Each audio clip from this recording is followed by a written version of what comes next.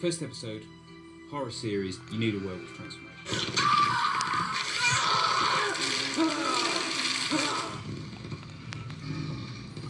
And then we cut to this other place, this place we've never been before, this guy we've never seen before, and there seems to be some kind of experiment happening. Professor Jagged has explained what we're about to do. This is a decompression chamber, like for deep sea divers.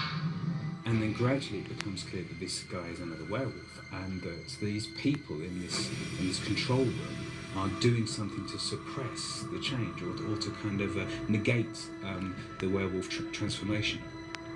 And it all seems to be going well. It looks as though they've actually found a cure for werewolfism. Mr. Galvin, what is happening to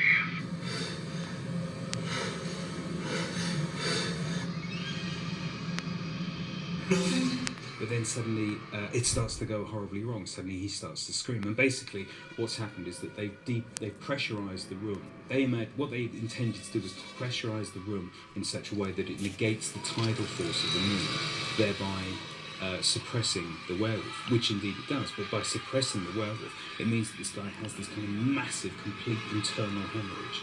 The way I wrote it in the script was that it's that the bones have all started to shift, but the rest of him isn't. So he's kind of having this awful kind of just awful, terrible, traumatic thing happening inside, which truly.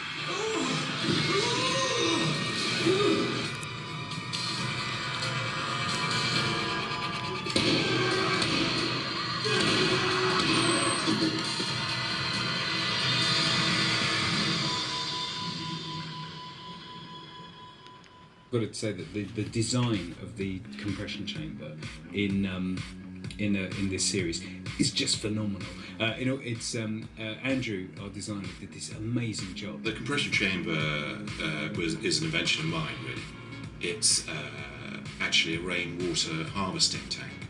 We're a very low budget production, so if we were a feature film, then we would have built it from scratch, fabricating it from scratch. So we had to find something that we could use to begin with. We cut the front of it and replaced that with a big glass, sheet of glass across the front.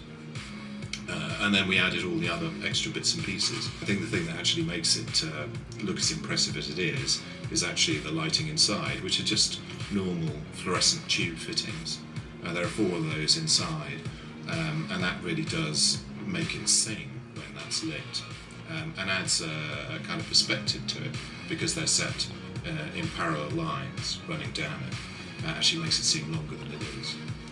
When it's on the back of a truck travelling through Bristol on its way to the facility, it doesn't seem quite so impressive. And we added all the hoses. I mean, the idea was that there were kind of umbilical cords that actually feed all the services to the compression chamber.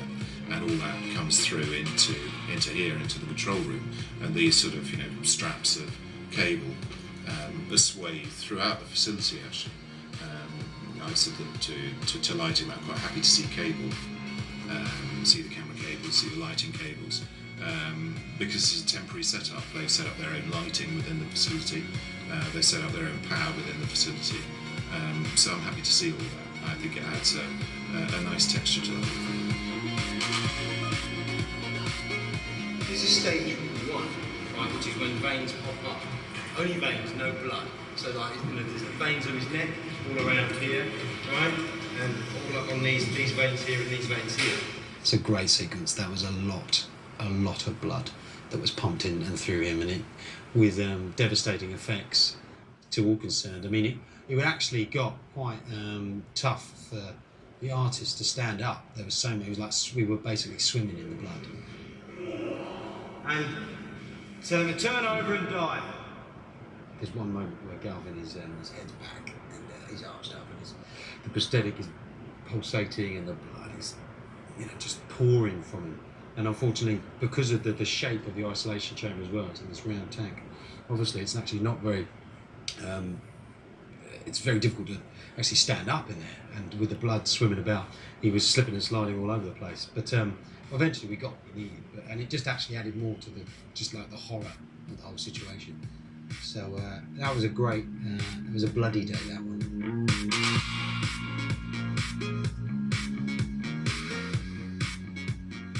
process, his veins protrude a lot, as you can see on my face, and it gets to a point where I start bleeding profusely, and I end up dying a very gruesome death, which is nice.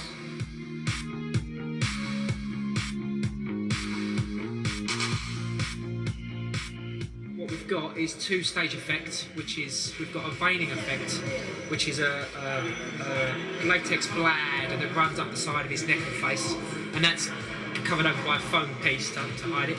And he's got the same on the inside of his arms as well. So he's got veins that run underneath an appliance on his arms, both arms, and then we pump those full of air, and they bulge up to give the impression of all this tension on his face starts to swell.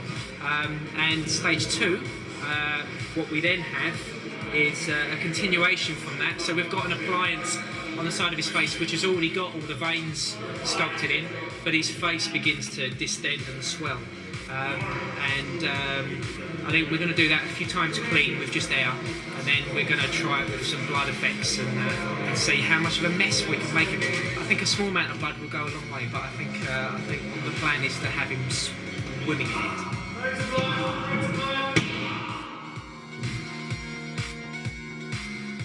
So he initially came in for a life cast about 2 weeks ago now, so all the prosthetic pieces have been made to fit Joel's face. And from there we sculpted up the appliances and cast them out in foam. Pre-art worked them up to a point, you can see a little bit of coloration on there. And then the rest is done on the day. We stick them down, and there we have a swan-faced Joel for all to see. Lots of blood. Lots of blood, yes. We like the blood. Well, I've had 2 different masks. This is the second one.